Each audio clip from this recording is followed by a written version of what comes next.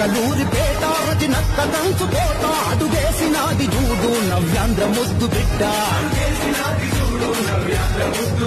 జగనన్న బాట బట్టి జనసేవ వచ్చనంట మన కండగుంటదంట అమ్మ కడుపు సల్లగుండా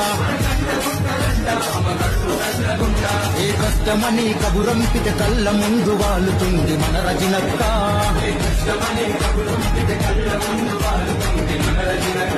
చల్ మాట ఇష్ట తప్పదంట మనలో తానొక్కరంట మన రజనక్క